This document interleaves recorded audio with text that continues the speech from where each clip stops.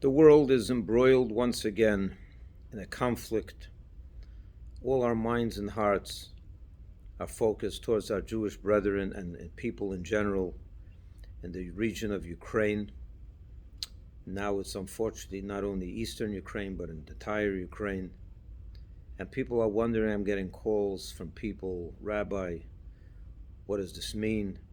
How could this happen in the 21st century? So I just want to tell you all that for me, this is very personal. It just so happens to be that my brother-in-law, Leah's brother, happens to be the shliach. He used to be the shliach in Lugansk, in the most eastern part of Ukraine. And in 2000, I think it was 13 or 14, when the war broke out there, or maybe earlier, there was fighting and his house was shelled, and he was forced to leave, and he started a whole new Chabad community and shlichut in the city of Ukraine, in the city of Kiev, in the capital, in a certain neighborhood. And this morning, his neighborhood has been targeted, and he was forced to leave once again to the western part of Ukraine, to a city called Chernovitz, to be there for Shabbos and to wait till things calm down, hopefully very, very soon. So this is the second time that he has to leave the community and the world that he built for the same reason, the same conflict. It was in Lugansk, and now it's followed him to Kiev. May Hashem help that this will be resolved very quickly. But to all you listening, I want to say the following. People are asking, what could we do? There's a lot you can do. This week's portion is Vayakil. Vayakil means Moses gathered the people. He brought them together. This week is also, we take our two Torahs. The second portion will be Shkolim. We're going to read about the half shekel that was always given around this time. And it's interesting that in the half shekel mitzvah, God says each person should give a half shekel. What's a full shekel? 20 gerahs, that's the amount. And we're supposed to give half. What's interesting is that it doesn't just say give 10 gerahs, and we would know what you got to give. So imagine someone said, if everyone had to give 50 cents as a donation. So the emphasis in the Torah would be a half a dollar. A dollar is 100 cents, and you should give a half of that. Why say that? Why don't you just say each person should give 50 cents or 10 gerah? The answer the Rebbe said 30 years ago this Shabbos, which by the way, by divine providence, was the last Farbrengen he ever held, because that Monday after Shabbos he fell ill, standing at the resting place of his father, the father-in-law, the previous Rebbe, praying for the Jewish people. He had a stroke from which he never recovered.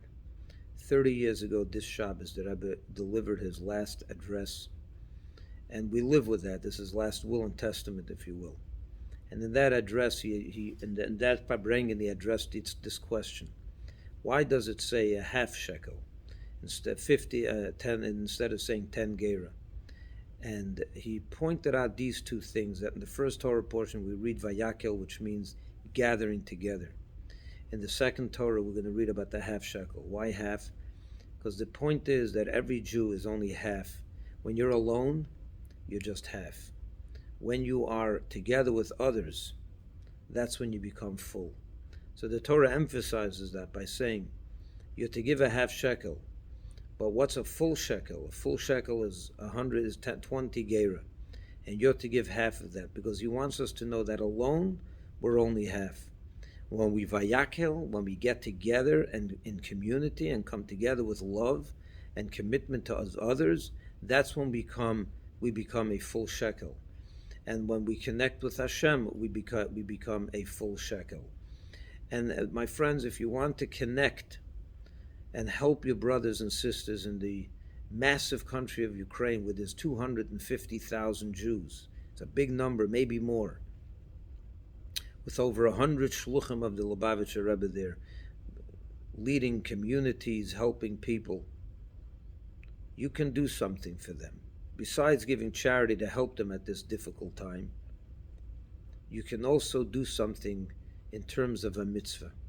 Tonight, Friday night, maybe if you haven't done it on a weekly basis, at least today,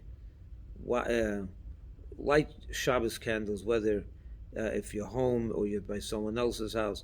Make sure that you ask them for a candle and light it.